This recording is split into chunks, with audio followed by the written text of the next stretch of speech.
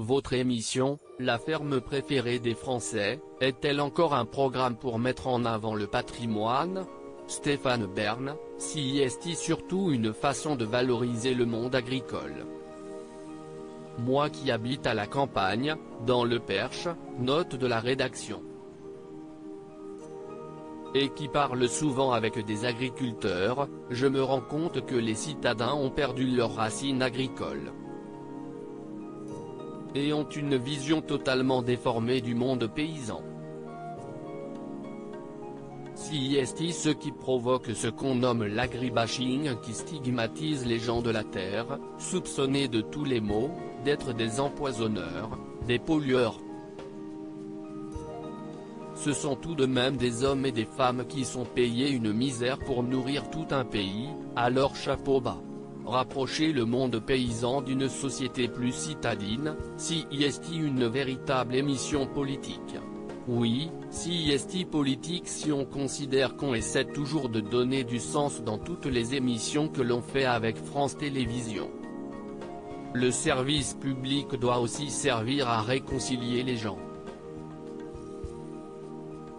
Tout de même, Stéphane Bern, chantre des sagas dynastiques, qui chausse ses bottes de ferme, cela va en surprendre plus d'un.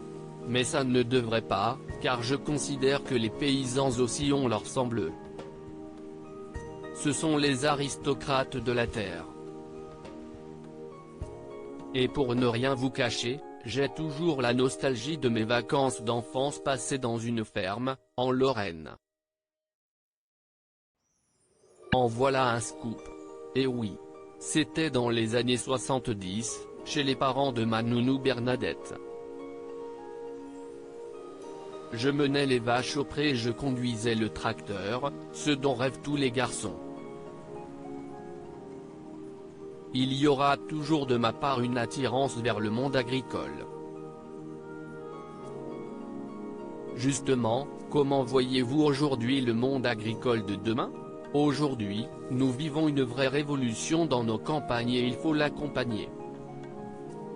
Si est-il la révolution par le respect de l'environnement, comment assurer une transition écologique en douceur, lutter contre l'appauvrissement des sols? Regardez-nous, à présent, on veut connaître l'origine des produits. Nous sommes devenus des consommateurs, et d'une certaine manière, les défenseurs d'une nouvelle forme d'agriculture, plus responsable. Vous-même, dans votre château du Perche, seriez-vous un peu agriculteur à vos heures perdues? Mais oui, j'ai des poules dont je consomme les œufs ainsi qu'un verger et un potager ouvert au public.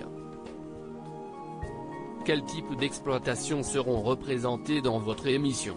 Ce qu'on a essayé de mettre en avant, ce sont des fermes modèles, un côté idéalisé qu'on me reprochera peut-être, mais je l'assume. On veut montrer une agriculture raisonnée, des élevages non intensifs, des productions biologiques selon les principes de la permaculture. La télévision ne doit pas montrer que les mauvais élèves mais aussi des modèles exemplaires car ils existent et peuvent inspirer de nouvelles générations. En parlant de télévision, une émission comme L'amour est dans le pré sert-elle à vos yeux la cause agricole? Tout ce qui permet de parler en bien du monde agricole me semble louable. Sans connaître l'émission de M6 sur le bout des doigts, je n'ai pas le sentiment qu'elle ait jamais dégradé ou moqué les paysans qui ont le droit, comme tout le monde, de tomber amoureux.